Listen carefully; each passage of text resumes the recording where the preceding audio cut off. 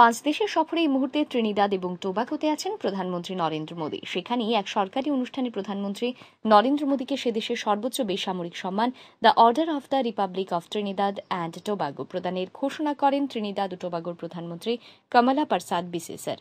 Trinidad ও টোবাগোর সরকারের পক্ষ থেকে তিনি প্রধানমন্ত্রী মোদীর এই ঐতিহাসিক সফর এবং দুই দেশের মধ্যে সম্পর্ক জোরদারে তার ভূমিকার প্রশংসা করেন। এ উপলক্ষে প্রধানমন্ত্রী মোদী ত্রিনিদাদ ও টোবাগোর জনগণ এবং সরকারের প্রতি কৃতজ্ঞতা প্রকাশ করেন। তিনি বলেন যে এখন ত্রিনিদাদ ও টোবাগোতে বসবাসকারী ভারতীয় বংশোদ্ভূত ষষ্ঠ প্রজন্মের মানুষদেরও ওসিআই কার্ড প্রদান করা হবে। প্রধানমন্ত্রী মোদী তার ভাষণে 180 বছর আগে ত্রিনিদাদ এবং টোবাগোতে আসা ভারতীয় বংশোদ্ভূতদের অবদানের কথা স্মরণ করেন। তিনি বলেন যে তার সফর সেই ঐতিহাসিক ঐতিহ্যকে সম্মান করার একটি সুযোগ। তিনি প্রবাসী ভারতীয়দের সাংস্কৃতিক এবং সামাজিক ভূমিকার প্রশংসা করেন।